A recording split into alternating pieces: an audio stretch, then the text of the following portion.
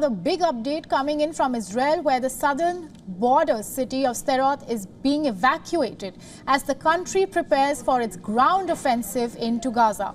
And our correspondent Siddhant Sibbal, who is in southern Israel right now en route to Sderot, and he's joining us as we speak with us. Siddhant, are you there?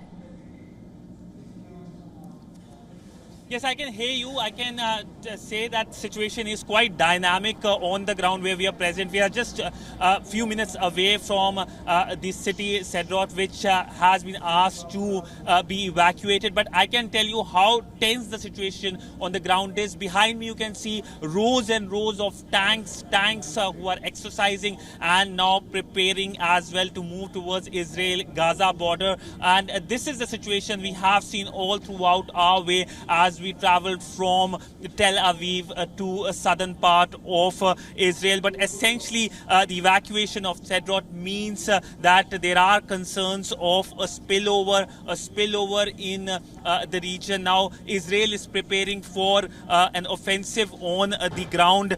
We all know that, and when this offensive will be launched is matter of time. But essentially, if I can show on your screens how far I am from Gaza, so it's kind of difficult to show from this location, but just straight in front of me is Gaza. I saw just few minutes ago there was a plume of smoke that was coming from that part, that region.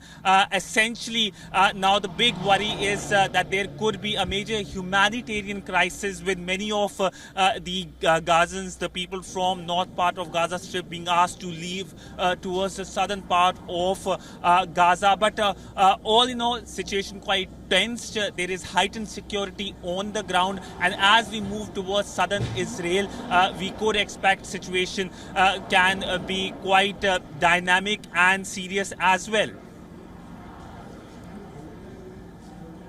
Sure. And what is the development related to the recent evacuation? Tell us about the evacuation in process, the order that came from Sderot.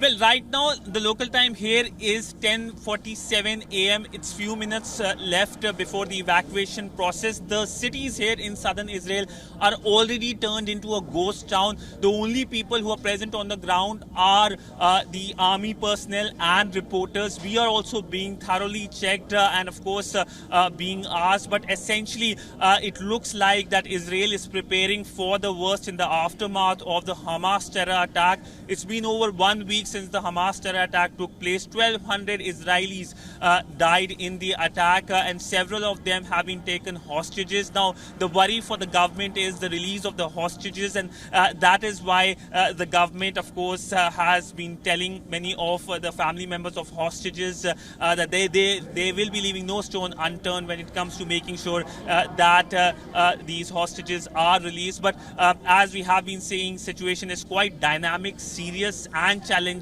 on the ground here in Israel, especially with worries over rocket launches as well. There are bunkers almost a few minutes away from on the highway where we can go and duck when it comes to the rocket launches. We saw yesterday sirens in Tel Aviv, which is becoming a new normal.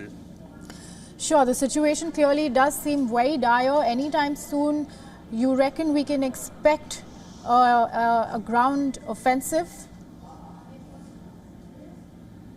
Well, that's a big question when Israel will be launching a ground offensive in Gaza. That is something that has been in talks for several days now, because the deadline really got over and there have been indication by the Israeli side of a ground offensive. There have been certain raids as well, which we saw. But essentially, Israel has made it clear that it will be targeting Hamas hideouts in Gaza Strip. But as we have been talking about, there is the other side of the story as well. Many people from Gaza, the Gazans who can, of course, face dire condition, humanitarian civilian situation as they have been asked to leave from their houses and go to the southern part. But Israel has made it clear that terrorism is terrorism, and there will be strong action against Hamas over what they did over a week ago, something that has truly shocked the people of Israel. And you ask any Israeli on the ground, he's very angry and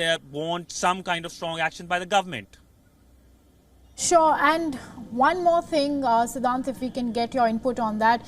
You have kind of touched upon it, but if in a little bit more detail, can you tell us more about the military movement of the tanks that are being deployed, the army that's being deployed? Any more details that you have on it?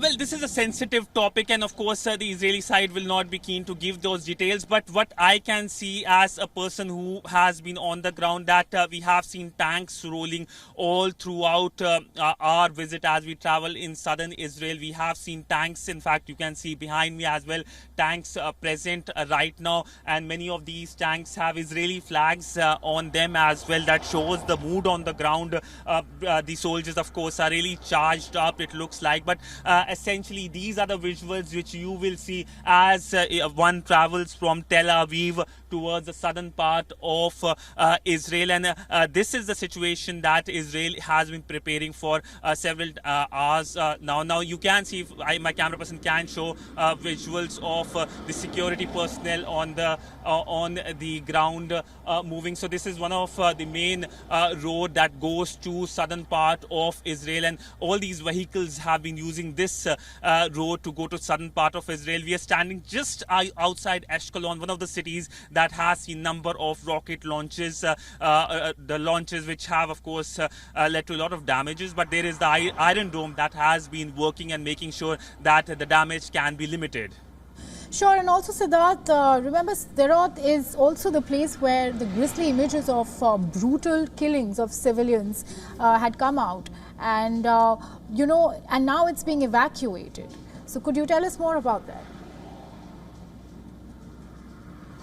Well, I have been speaking to people. Many of these people haven't come on camera because they are not in the condition, but the action by Hamas has shocked them. And essentially, when it comes to evacuation of these cities, in fact, Ashkelon is a ghost town. Sderot has been another ghost town, and essentially evacuation means leaving just few more people from the city. The city is already empty. The only set of people who are present on the ground are journalists and the soldiers present on the ground. So essentially, this is a measure being taken even as there are strong indication now that the ground offensive will be launched by Israel into Palestine any time now, and that is why, just to deal with it, and also to point out, Ashkelon and Sderot both have been witnessing number of rocket attacks as well by Hamas, which have been dealt by the Iron Dome. So essentially, both sides, the Israeli side is prepared and the Hamas side hasn't been relenting as well, given that how there has been number of rocket attacks on the country. If my camera person can show the heavy artillery that is being moved right now, you can see those heavy artillery now moving towards southern Israel. So these are the visuals, if you can see right now, we have been seeing since morning as we travel in southern part of the country. Sure, Siddhant. I want to ask you another thing. Now, do you have any more information about other evacuations? Like Sderot was one of the worst hit. Do you think other areas that are bordering Gaza are likely to be evacuated too? And also, if you could zoom in behind and give us a clear visual of the tanks that are deployed, if that's possible. Let me start with your second question first. The tanks, the visuals of the tanks, if my camera person can showcase, these are the visuals of the tanks, how the situation has been on the ground. This shows that how concerning and challenging the situation is. And of course, for a normal civilian, even for journalists, these visuals are something which of course is an experience in many senses. Many of these tanks have now moved towards the southern part of Israel, and now will be moving towards the Gaza border as well. We are hoping to move towards the Gaza border if the situation does not becomes worrisome. But essentially, when it comes to the the first question you asked when it comes to evacuation. So Sderot was already a ghost town. So evacuation announcement is something that is just an announcement in many ways, because many of the people living in the city have now left for the northern part, the central part of Israel. But secondly, if we talk about evacuation in the other city now, Ashkelon, it's almost a ghost town. Very few people there present. So evacuation essentially means that do not go in the area now. Many of these areas have been cut off. They have become a military zone. You just can't go. Even for journalists, they are no-go zone now. So that remains the big focus for the Israeli side, and it looks like the wider region in the southern part of the country is going to become a military zone. That means that no civilian will be allowed in that part, even as Israel plans for a ground offensive in Gaza. The announcement for the military area was already made in the aftermath of Hamas, but it has been progressively increasing. Many of the journalists wanted to go to the sites of where the massacre by Hamas took place, but they are not being allowed right now, given that situation remains quite volatile and dynamic. And also, Siddhant, could you tell us more? You did show us a visual out there, but could you also further tell us more about the movement that's happening that you can see there? Is there any further movement happening on the road right now? Well, of course, this is the road that goes to southern part of Israel. It's totally devoid of people. The only set of people who are present are journalists. You can see another group of journalists present very far from here who are trying to report, and that's it. It shows that how the situation has been a concerning one, and that vehicle that you can see is our vehicle, and these are the few set of vehicles who are standing here on the ground. I could not really see any civilian going towards southern part of Israel, and any civilian in fact moving on this part of the country. Siddhant, could you please so it is a message in itself that how worrisome the situation is. Yes, sure. Siddhant, could you once again pan the camera towards the tanks where the tanks are deployed? I reckon. Well, for sure. So these are the visuals of the tanks on the ground, as you can see on your camera. These are the visuals that we have seen since morning of essentially the situation, how the situation has been worrisome on the ground, and this showcases that how Israel is also essentially planning for the ground offensive now, which has been there for a pretty long time. But essentially, if we look at how situation is, the focus of course remains from the Israeli side to make sure that there is no untoward event now. The Hamas terror attack had changed the country in many ways. There is anger, there is tension, there are concerns, there are challenges. But remember, this is a country which has been dealing with it in the past, and there are hopes as well that the country will rebound and of course deal a strong blow on the issue of terrorism. In fact, I can talk about India as well. There is a lot of camaraderie between India and Israel, and we have seen how relationship has been baited in many senses to a strategic relationship, and there was of course spontaneous response by the society of India as well supporting Israel.